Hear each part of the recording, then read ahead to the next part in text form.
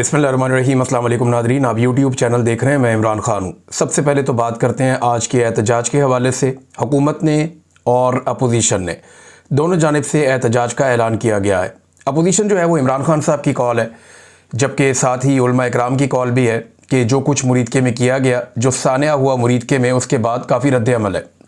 पहले मैं आपको स्टेटमेंट बता देता हूँ जो अहले सुन्नत वल जमात का एक स्टेटमेंट है और इनकी जो मुख्तलिफ़ तंजीमें हैं, मुल्क भर की तमाम तंजीमात अहले सुन्नत के मुश्तरका एलामिया में कहा गया कि सानिया मुरीद के पाकिस्तान की तारीख़ का स्याह तरीन दिन है और अहले सुन्नत की नस्ल खुशी के मुतरादिफ़ है। इस पर फिलफौर आज़ादाना अदालती कमीशन तश्कील दिया जाए। हुकूमत तहरीक लब्बैक के साथ फौरी तौर पर नतीजा खेज़ मुज़ाकरात शुरू करे। अहले सुन्नत की मसाजिद, मदारिस, खानकाहों और घरों पर छापे फिलफौर बंद किए जाएँ। तहरीक लब्बैक के गिरफ्तार कायदीन और कारकुनों को फौरी रिहा किया जाए। शहदाए सानिया मुरीदके की लाशें वर्सा के हवाले की जाएँ। ज़ख्मियों को इलाज की बेहतरीन सहूलियात फराहम की जाएँ। मुल्क भर की मसाजिद में 17 अक्टूबर को नमाज जुमा में सानिया मुरीदके के ख़िलाफ़ मज़हबती करारदादें पेश की जाएंगी। अच्छा जी, अब ये इस हवाले से इनका है और वो कह रहे हैं जी कि इसको एहतजाज भी करेंगे और इस दिन के हवाले से स्याह तरीन दिन भी उन्होंने करार दिया। ये एक मुश्तरका एलामिया उनकी जानिब से आ गया, जबकि इस बात का हुकूमत को खदशा है कि जुम्मे वाले दिन लोग निकल कर इज्तिमात करेंगे और मुख्तलिफ मसाजिद के बाहर निकल कर एहतजाज करेंगे। इस एहतजाज को पाकिस्तान का रवायती मीडिया बिल्कुल नहीं दिखाएगा। मना कर दिया गया मीडिया को कि आपने नहीं दिखाना, और सोशल मीडिया पे जो लोग दिखाएंगे उनके बारे में भी क्रैकडाउन किया जाएगा। ये हुकूमत ने पहले से ही मनसूबाबंदी की है कि तहरीक लब्बैक के सोशल मीडिया को भी कुचल दिया जाएगा। पाकिस्तान तहरीक इंसाफ के सोशल मीडिया को कुचलने की बहुत कोशिश की गई, लेकिन वो आज तक सर्वाइव कर रहा है। अब तहरीक लब्बैक के बारे में जो मोहसिन नकवी साहब ने एक स्टेटमेंट दिया, उनका स्टेटमेंट ये है कि जो गोली चलाई गई है वो सिर्फ उन लोगों पर चलाई गई जो लोग मुसल्ला थे या जिनके पास हथियार मौजूद थे। किसी ऐसे शख्स के ऊपर गोली नहीं चलाई गई जो गैर मुसल्ला था। दूसरा, उन्होंने कहा जी कि पुलिस को बहुत मारा है तहरीक लब्बैक के लोगों ने, बल्कि एक पुलिस वाले के बारे में वो कहते हैं जी कि उसके जिस्म में कोई 21 गोलियां या पता नहीं इससे ज़्यादा गोलियां बता रहे थे कि वो लग गई हैं। हालांकि हमने जो मनाजिर देखे सोशल मीडिया पे या जहाँ से भी मनाजिर आ रहे थे, उनमें कहीं पे भी हुकूमत खुद भी नहीं दिखा पाई कि कीलों वाले डंडे, या खुद भी नहीं दिखा पाई मौजूदा मनाजिर में कि तहरीक लब्बैक के लोग गोलियां चला रहे हैं। हालांकि बहुत सारे ऐसे मनाजिर मौजूद हैं जहां पे पुलिस या रेंजर्स वो गोलियां चला रहे हैं, तोड़ फोड़ कर रहे हैं। बहरहाल जो मोहसिन नकवी ने क्लेम किया, उन्होंने कहा जी हम तो मुज़ाकरात लगातार कर रहे थे, आखिरी मिनट तक हमने मुज़ाकरात किए और हमने किसी ने हत्या शख्स को नहीं मारा। ये सारी चीज़ें मोहसिन नकवी ने कही हैं। लेकिन मैं आपको एक चीज़ सुनवाता हूँ। मैंने आपसे कहा था ना मेरे पास सबूत मौजूद है, तो ये जो मेरे पास सबूत मौजूद है ये जनाब अल्लामा फारूकुल हसन साहब हैं, तहरीक लब्बैक पाकिस्तान के शूरा के हेड हैं। तो ये जो अल्लामा फारूकुल हसन साहब हैं, इन्होंने मुझे एक पैगाम भेजा, एक ऑडियो, क्योंकि उस वक्त तहरीक लब्बैक के ऊपर क्रैकडाउन का आगाज़ हो चुका था जब इन्होंने मुझे ये ऑडियो मैसेज भेजा था। और इसके बाद जो रात आई और जो दिन का टाइम हुआ तो बहुत तबाही फैली उसके बाद। लेकिन ये उन्होंने मुझे उस वक्त मैसेज भेजा जब घेरा पड़ गया था और गोली चलना शुरू हो गई थी और अटैक शुरू हो गया था। उस वक्त इन्होंने मुझे ये पैगाम भेजा। इसकी बैकग्राउंड में आप स्टेज के ऊपर से आवाज़ें सुन सकते हैं। तो ये कह रहे थे सिग्नल बहुत कम आ रहे हैं। मैंने कहा जी आप मुझे फिर ऑडियो मैसेज कर दें। तो इन्होंने ऑडियो पैगाम के ज़रिए से मुझे बताया कि उस वक्त वहाँ क्या चल रहा था और मुज़ाकरात के बारे में जो मोहसिन नकवी साहब का दावा है उस बारे में ये उस वक्त क्या कह रहे थे जिस वक्त वो धरना अपने आखिरी मराहिल में था और जब वो मुरीदके में रुका हुआ था जिस जगह पे बाद में कत्लेआम हुआ, जहां पे वो पूरा सानिया हुआ। अब ये पैगाम सुनवाने का वक्त आ गया। इसका एक हिस्सा मैं आपको सुनाता हूं। अभी कुछ चीज़ें और हैं मेरे पास, वो मैं आपको बाद में बताऊंगा। लेकिन पहले आप ज़रा ये सुने कि अल्लामा फारूकुल हसन साहब क्या कह रहे हैं, जिनका ताल्लुक तहरीक लब्बैक से है और वो इनके शूरा के अहम तरीन हेड है। ये सुने जी। अस्सलाम वालेकुम रहमतुल्लाहि व बरकातहू। भाईजान मामला यह है कि ये जानबूझ के हालात को खराब करने और कशीदा करने की सूरत हाल नजर आ रही है। कल हम यहाँ से जा रहे थे तो रात को हमारे मुज़ाकराती कमेटी के सरबराह डॉक्टर शफीक अमीनी साहब से हुकूमती एक जिम्मेदार की बात हुई। उन्होंने कहा जी आप कारवां को रोक दें मुरीदके में, तो हम आपसे बातचीत करते हैं। तो कारवां यहाँ पे रुक गया, तो उसके बावजूद यहाँ पे यानी आज पूरा दिन गुजर गया इसी इंतजार में। उनकी तरफ से दोबारा कोई राब्ता नहीं हुआ मुज़ाकरात के लिए, और उल्टा ये हुआ कि जहाँ पे तहरीक के साथ वाबस्ता लोग मसाजिद के या मदारस के सरबराह थे, उनके घर गिराए जा रहे हैं, उनकी मसाजिद को मदारस को सील किया जा रहा है, और यहाँ पे भी फोर्सेस जमा की जा रही है। रेंजर की एक बड़ी तादाद और पुलिस की जो है वो इसके कुर्ब जवार में। मैं ये समझता हूँ कि यह जानबूझ के इश्तिआल दिलाने वाली हरकतें हैं, और हमारी तरफ से अगर ये कहा जा रहा है कि ये कोई सख्त मौकिफ के साथ है, तो बात सिर्फ इतनी सी है कि हम मुज़ाकरात के लिए हमने कहा है कि भी आप टेबल पे कुछ संजीदा बंदे बिठाए, या हमसे बात समझ लें या हमें बात समझा दें, तो ये मामला 1 घंटे में हल हो सकता है। तो इसकी बजाय कि कोई संजीदा कमेटी देने की बजाय या कोई भी नाम देने की बजाय फोर्सेस को लगा देना और मुहासरा करना और अफरा तफरी फैलाना, और जिन इलाकों में गिरफ्तारियां पहले नहीं थी अब पूरे पाकिस्तान में वहां पे भी क्रैकडाउन शुरू हो जाना, ये सिर्फ अफरा तफरी फैलाने, फस्तायत और जुल्म के और कुछ भी नहीं है। कल से लेके अब तक दर्जनों बंदे शहीद हो चुके हैं, सैकड़ों जख्मी है, और 30 से ज्यादा वो है जो बिल्कुल जिंदगी और मौत की कशमकश में है। हम सिर्फ एक सवाल कर रहे हैं कि भाई ऐलान एहतजाज का हुआ था, एहतजाज शुरू भी नहीं हुआ, आपने गोली क्यों चलाई है, और अभी भी गोली क्यों चला रहे हो? कि जिस वक्त हम अभी तक, आपको पता है कि अगर हमारे हाथ से या हमारे क्राउड से कोई रद्द-ए-अमल आता, जिसके रद्द-ए-अमल में कोई पुलिस वाले या रेंजर वाले की जान चली जाती, इस वक्त सारा मीडिया हमारे ऊपर बात कर रहा होता। लेकिन अब तक किसी एक भी सिक्योरिटी फोर्सेस के जवान का जान बाक ना होना और सिर्फ हमारी लाशों का गिरना, ये इस चीज की अलामत है कि हमसे बड़ा पुरअमन कोई नहीं है। लेकिन यहाँ पे सूरत हाल ऐसी है कि दुनिया के सामने ये पता नहीं क्या साबित करना चाह रहे हैं। लेकिन मैं इस मौके पे कहूंगा, आप तमाम साथी जितने भी सहाफी हजरात हैं, आप इस मामले में हमारी आवाज को लोगों तक पहुंचाएं। अच्छा जी, ये आप सुन रहे थे अल्लामा फारूकुल हसन साहब को, जो शुरा के हेड हैं, और इनका इसी नाम से मेरे पास मोबाइल नंबर सेव है। मैं कोई इनसे पहले राब्ते में नहीं था, मुझे इनके लोगों ने रब्ता करवाया था कि लब्बैक के जो पार्टी के मुख्तलिफ लोग हैं, कोई एक जर्नलिस्ट हैं वो भी बीच में थे, मैं उनका नाम नहीं लूँगा because he is in Pakistan, उनके भी मेरे पास मैसेजेस हैं। अब ये जब क्रैकडाउन शुरू हुआ, ये उस वक्त की इनकी बात है। अब उसमें ये कहते हैं कि दर्जनों लोग शहीद हो गए, वो कहते हैं 30 के करीब ऐसे ज़ख्मी पड़े हुए हैं जो ज़िंदगी और मौत की कशमकश में, और पीछे इनको स्टेज के ऊपर से लगातार वो आवाज़ें आ रही हैं, लोग अल्लाह रब्बुल इज़्ज़त का नाम ले रहे हैं। अब ये जो माहौल था, ये बड़ा टेंस माहौल था जिसमें इन्होंने मुझे ये मैसेज किया, और उस वक्त ये कह रहे थे कि हम मुज़ाकरात करना चाहते हैं। मेरे साथ इनकी पहले बात हो रही थी, वो ऑडियो बार बार कट रही थी, बात हो नहीं पा रही थी, तो मैंने इन्हें कहा कि आप मुझे ऑडियो मैसेज भेज दें क्योंकि आपके पास सिग्नल नहीं है। तो फिर इन्होंने मुझे ये 2-3 ऑडियो मैसेजेस भेजे, वो मेरे पास महफूज हैं। अभी और चीज़ें भी हैं, वक्त आएगा मैं आपको बताऊंगा। मैंने आपसे कहा था ना कि मैं आपको तब बताऊंगा जब हुकूमत कोई दावा करेगी। तो मोहसिन नकवी साहब ने दावा किया कि जनाब हमारे तो आखिरी वक्त तक मुज़ाकरात चल रहे थे और हमने बड़ी कोशिश की 2-3 दिन मुज़ाकरात करने की, लेकिन मुज़ाकरात नहीं किए गए। ये एक झूठ है और मैंने आपको इसका पहला सबूत दिया है। इसके अलावा और बहुत सारे सबूत हैं। जो लोग स्टेज पे मौजूद थे वो बार बार ये कह रहे थे। शाहिद खकान अब्बासी साहब ने कहा जी हकायक छुपाए गए हैं, बहुत सारे लोग शहीद हुए हैं, मैयतें उन्हें वापस नहीं मिल रही। उन्होंने अपने इलाके के अपने करीबी एक बंदे के बारे में भी बताया कि जनाब अब हलफनामे मांगे जा रहे हैं, गारंटियां मांगी जा रही हैं कि कोई कानूनी कार्रवाई नहीं की जाएगी, अगर आपको लाश दफनाने के लिए वापस देंगे तो लोगों के लिए लाशें वापस लेना एक मसला बना हुआ है। दूसरी जानिब तहरीक लब्बैक के कुछ 3400 कारकुनान गिरफ्तार कर लिए गए। अच्छा, एक सवाल पूछा जाता है, बार बार किया जाता है कि जनाब जब फ़लस्तीन के अंदर अमन आ रहा है तो फिर आप एहतजाज क्यों कर रहे हैं? भाई ये एहतजाज तो दुनिया के कई और मुल्कों में भी हो रहा है। जालिम के खिलाफ एहतजाज तो आप किसी वक्त भी कर सकते हैं, ये बाकी मुल्कों में लोग कहते हैं। बरतानिया में इस अमन मुआहदे के बाद भी एहतजाज हुआ, यूरोप में भी हुआ, और तहरीक लब्बैक के एहतजाज के ऊपर जब गोलियां चल रही थी तो साउथ अफ्रीका में भी एहतजाज हो रहा था। तो इससे क्या फर्क पड़ता है कि कोई आदमी कब एहतजाज करता है? जुल्म के खिलाफ आप किसी वक्त भी आवाज उठा सकते हैं। मसला यह है कि ये तहरीक लब्बैक बड़ी नेगेटिव पॉलिटिकल पार्टी रही है, मुझे पता है इनका। इन्होंने गालम गलोच का एक बाजार गर्म किया हुआ था, इनकी क़यादत मेंबर पे बैठ के गाली निकाल देती थी। वो सारी जगह चीजें अपनी जगह, इनको कानून के मुताबिक आपको निपटना चाहिए था। आज तक इनकी कोई चीज आपको बुरी नहीं लगी, सिर्फ ये इसराइल के खिलाफ बाहर निकला है तो आपको बुरा लग गया। और आपने इतना बड़ा ऑपरेशन कर दिया और इतनी ऐसी सूरत बना दी।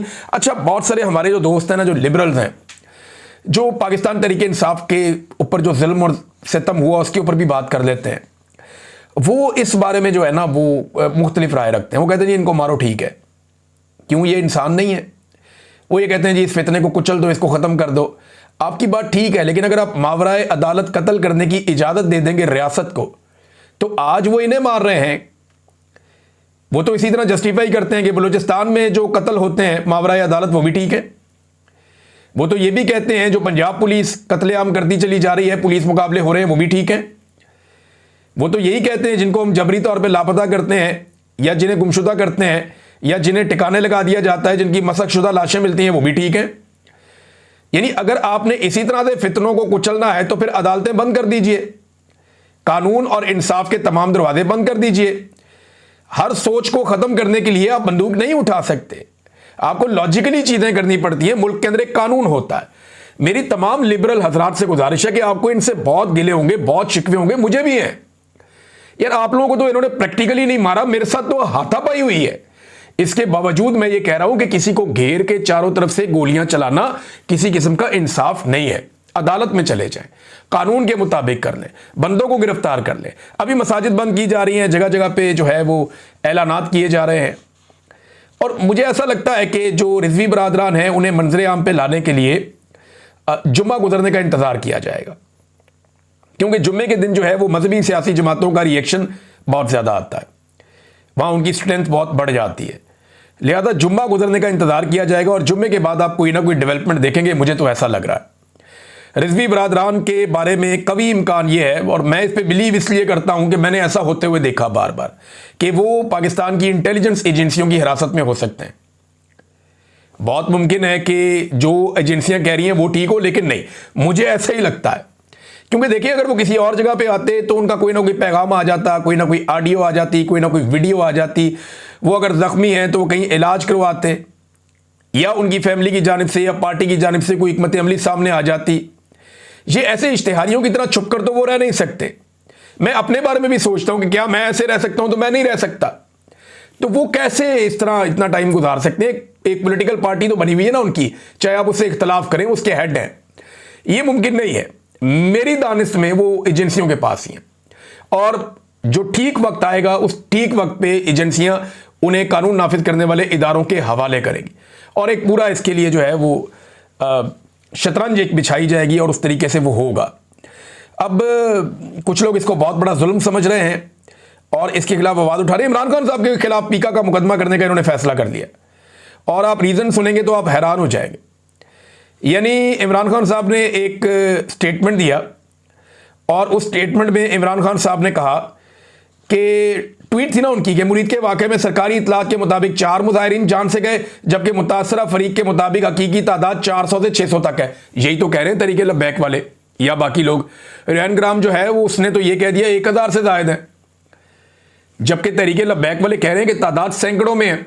समा टीवी ने जो प्रोग्राम किया, समा टीवी के प्रोग्राम के ऊपर जो तादाद बताई गई, वो जख्मियों की तादाद को 150 के करीब उन्होंने बता दी, और उन्होंने कहा जी लाशें भी और जख्मी जो है वो सैकड़ों में है। ये समा टीवी के ऊपर चला, वहां पीका नहीं लगा, वहां पे पीका ने कोई एक्शन नहीं लिया, और इमरान खान जिसने दोनों का मौक़िफ़ बयान किया उसके ऊपर पीका लगाने का फैसला कर लिया गया। How is it possible? कैसा मज़ायका खेज मुकदमा है, सिर्फ टिकटॉकर्स की ख्वाहिश के ऊपर या उनके आकाओं की ख्वाहिश के ऊपर। यानी ये अजीबोगरीब निज़ाम चल रहा है। यहाँ लौंडियाँ हैं, गुलाम हैं, आका हैं। ये तो मुझे लगता है कि हम कोई कई 100 साल पीछे चले गए। पाकिस्तान के अंदर जमहूरियत नाम की चीज़ ही कोई नहीं है। ये मुकदमा जनाब हमारी ख्वाहिश है तो ये दर्ज कर दिया जाए इमरान खान के खिलाफ, ऐसे थोड़ी होता है। मौलाना फजलुर रहमान साहब एकदम गुस्से में हो गए नादरीन, और मौलाना फजलुर रहमान साहब ने जो स्टेटमेंट जारी किया वो मैं आपके सामने रखता हूँ। फजलुर रहमान साहब ने अपने कारकुनों को कहा कि जनाब इस्लामाबाद जाने की तैयारी करें, और अब हम इस्लामाबाद जाएंगे।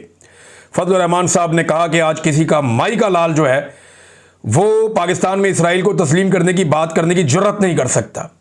फजलुर रहमान साहब एकदम गुस्से में आए और उन्होंने कहा जी कि पार्लियामेंट एस्टेब्लिशमेंट के घर की लौंडी है, अब ऐवान की नहीं मैदान की हैसियत है। ये मैदान जिंदा है तो हम जिंदा हैं, जाली ऐवान को ठोकर की नोक पर रखते हैं। ये जनाब फजलुर रहमान साहब कह रहे हैं। फजलुर रहमान साहब को हुआ क्या, गुस्से में क्यों आ गए? गौर कीजिए ज़रा थोड़ा सा। वो ये कहते हैं जी इलेक्शन का मैंडेट नहीं है, जाली हुकूमत है। मैं नहीं मानता, और ये इलेक्शन ही जाली था, धांधली ज़्यादा था, चोरी का मैंडेट कबूल नहीं है।